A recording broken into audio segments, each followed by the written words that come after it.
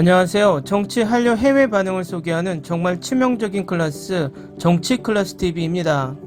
이번 편은 앞서 1편에 이어서 스위스 언론에서 집중적으로 분석한 한류와 대한민국 성장기를 다룬 칼럼입니다. 1편을 보지 못하신 분들은 1편을 시청하고 오셔도 되고 못 보셨다고 해도 내용에 큰 영향은 없습니다. 지금부터 1편의 내용에 이어서 계속 소개합니다. 동시에 한국 기업은 값싼 생산자로서의 조롱을 받았습니다. 마케팅뿐만 아니라 새로운 자화상을 통해 이건희 삼성 회장은 1995년 제조불량 휴대폰을 보고 마당에 공장 직원을 모아놓고 5천만 달러 규모의 전체 생산 제품을 망치로 부수게 했습니다. 그리고 초와 자식을 빼고 모두 바꿔야 한다고 말합니다. 유교의 뿌리를 둔 위기에 대한 한국 사회의 믿음은 회장이 급진적인 조치를 취하는 데 도움이 되었습니다. 그것은 그 당시 야심찬 구타까지 동원해 야망을 장려하는 교육 시스템의 도움을 받았습니다. 그러나 그것은 또한 아날로그 휴대폰 시대를 건너뛰고 대부분의 사람들보다 더 일찍 디지털로 전환하기로 결정한 자신의 기술적 결핍을 깨닫는 데 도움이 되었습니다. 그리고 그것에 대한 보답이 오기 시작했습니다. 2022년 1분기에 삼성의 휴대전화는 23.4%의 세계시장 점유율을 가질 것입니다. 애플폰에는 삼성전자 마이크로칩이 18% 탑재됐습니다. 고품질에도 불구하고 과거 삼성, LG, 현대와 같은 회사의 르네상스가 아시아의 큰 경제 위기에서 국가를 보호하지 못했습니다. 1997년 12월 한국은 국제통화기금 IMF에 570억 달러의 대출을 요청해야 했습니다. 김영삼 대통령은 국민들에게 수치심을 매일매일 겪었다고 말했습니다. 한국에서 부채는 엄청난 붕괴로 간주되며 서구 개신교 맥락에서 사람들의 마음의 수치심은 죄책감 못지않은 고통이었습니다. 위기의 부끄러움은 자립심을 자극하는 원동력이기도 했습니다. 여성들은 국가의 명예를 위해 결혼 반지를 희생했고 운동선수들은 트로피를 녹이고 국가의 금 보유량을 엄청나게 늘려놨습니다. 문화계의 보스들은 아시아 전역에 영화와 음악 판권을 팔고 미래 수출 기적을 위해 교두보를 마련했습니다. 그러나 무엇보다 1998년에 당선된 김대중 대통령은 콘텐츠 산업을 성장 동력으로 만들기 위해 역사상 최대 규모의 국가 이미지 캠페인을 시작했습니다. 시장 분석, 마스터 플랜이 작성되었습니다. 보조금으로 가능해진 품질의 비약은 이전에는 그다지 눈에 띄지 않았던 한국 영화 시리즈 제작이 아시아와 남반구 지역으로 퍼지기 시작했다는 것을 의미했습니다. 저항의 대상은 수십 년 동안 스시, 만화, 포켓몬, 헬로키티 및 닌자로 세계를 뒤엎었던 이웃이자 최대의 적 일본이었습니다. 한국의 쿨만이 쿨재팬에 대항할 수 있었습니다. 한국도 일본과 합의점을 찾았습니다. 수천 년에 걸쳐 반복적으로 나라를 식민화한 모든 제국 열강 중에서 일본은 가장 무자비했습니다. 수십 년 전 한국은 1910년부터 1945년까지 일본에 의해 점령되었고 당시 교실에서 한국어가 금지되었습니다. 일본은 외국의 지배를 문명에 대한 기호로 정당화했습니다. 세계는 일본 장교들의 성노예로 한국 여성을 납치한 것을 기억합니다.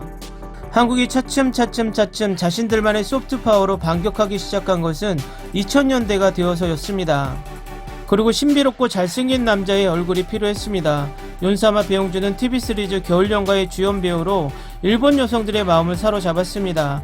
일본의 한류 작가는 배용준은 일본에서 없는 남성미가 물씬 풍기는 얼굴을 갖고 있다고 말했습니다.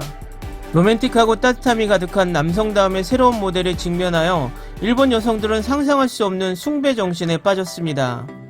배용준의 동상을 보기 위해 수만 명이 한국을 찾았습니다. 여행 관광은 40% 증가했습니다. 종합해보면 배용준 씨는 한국 산업에서 23억 달러의 매출 증가를 책임지고 있는 것으로 알려졌습니다. 간절함이 일본에 대한 한국의 문화적 승리를 가져왔습니다. 그러나 그 이면에는 식민화의 트라우마와 연결된 한이라는 실존적 감정이 끌어올라왔습니다. 그것은 슬픔과 관련이 있지만 분노와 복수와도 관련이 있으며 복수가 실패했을 때 발생합니다. 겨울연가와 동시에 세계 영화를 정복하기 시작한 복수영화 3부작의 감독 박찬욱은 다음과 같이 설명합니다. 복수는 나의 것, 올드보이, 친절한 금자씨는 성과학을 초월한 생명력 체험으로 복수를 표현합니다. 한국의 K시네마는 모든 시상식의 성공의 보증인이 되었습니다. 2002년 임권택 감독의 취하선이 칸 영화제에서, 김기덕 감독의 피에타가 베니스 황금사자상, 봉준호 감독의 호러 코미디 기생충이 2020년 아카데미 사관왕을 차지했습니다. 기생충은 사회를 지하와 상층으로 나누는 것을 패러디합니다. 그것은 대학에 입학하거나 살인의 지점까지 거의 불가능한 격차 사이를 보여줍니다. 그럼에도 불구하고 전형적인 심리적 현실을 포착하는 과장된 영상이며 세계적으로 유명한 한국의 학구열의 근원이기도 합니다. 한국의 사회혁명가들은 사회적 스트레스의 원인이 되며 철학자 공자의 말을 인용하여 14세기에 이르면 세습귀족 제도를 능력주의 제도로 대체했습니다. 과거라는 시험에 합격하면 누구나 귀족이 될 수 있습니다. 이것은 3년에 한 번뿐이었고 문학에서 의학, 회계에 이르기까지 거의 모든 지식 분야를 다루었고 매우 어려웠기 때문에 거의 통과하지 못했습니다. 성공한 자의 후손도 다시 시험을 봐야 했고 실패한 자는 다시 하층 계급으로 떨어졌습니다. 젊은이들이 여가 시간에 상식 백과사전 내용을 암기하는 데 시간을 할애하는 오늘날에도 내면화된 과거 시스템이 작동하고 있습니다. 팝스타 지망생 200만 명이 슈퍼스타 K 노래 경연 오디션에 지원하는 시대입니다.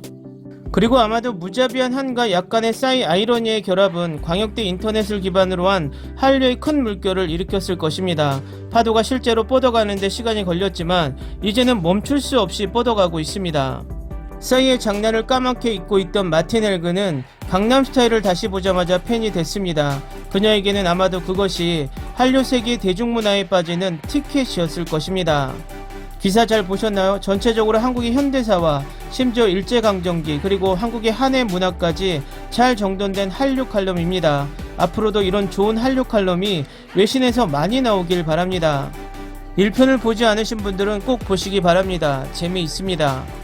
재미있게 잘 보셨나요? 여러분의 구독과 좋아요, 댓글은 컨텐츠 제작에 큰 힘이 됩니다. 재밌게 보셨다면 꼭 부탁드립니다. 좋은 영상으로 보답해 드리겠습니다. 오늘도 편안한 하루 되시기 바랍니다.